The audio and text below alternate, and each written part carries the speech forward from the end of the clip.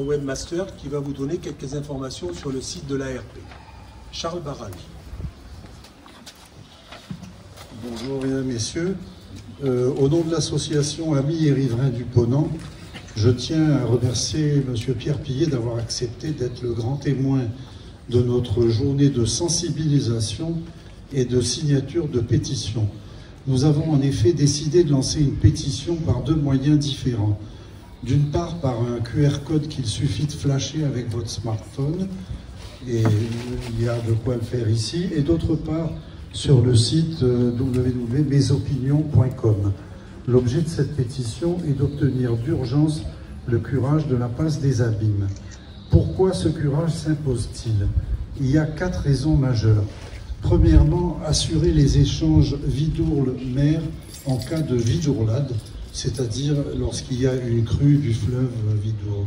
Deuxièmement, garantir une bonne qualité hydrobiologique de l'étang du Ponant pour éviter les malaïques, ce qui en Occident se disait malaïga, c'est la mauvaise eau.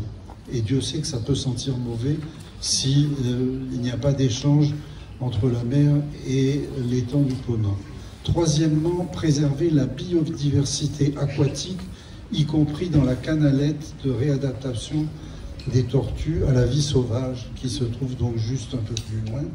Quatrièmement, maintenir la navigabilité dans le Petit Ponant et la passe des abîmes, ce qui est une priorité urgente pour les nombreuses activités nautiques pratiquées sur l'étang du Ponant.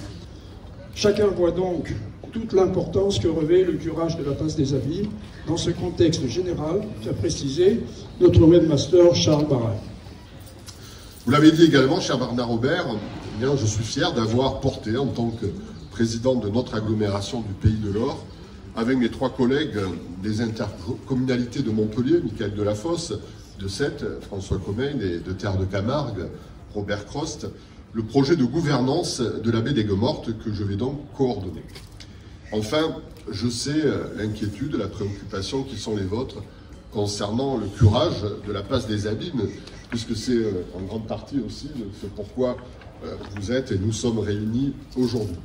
Alors même s'il relève de la responsabilité de nos voisins du Gros-du-Roi, de Terre de Camargue, de l'EPTB Vidourle, bien nous allons voir comment nous allons pouvoir le traiter.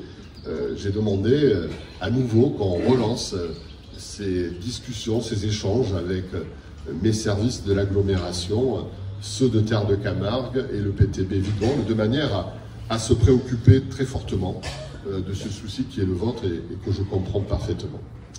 Pour terminer, je dirais que de chemin parcouru pour la Grande Motte, qui, selon la formule de Pierre Pillet, constituait une île qui émergeait des marais, de terre basse, de Sansouire, tout un coin de cabanier avec juste les canards, les flamants, l'eau devant et l'eau derrière.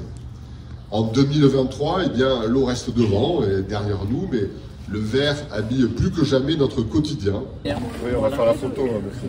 Ah, monsieur Aubert, venez aussi.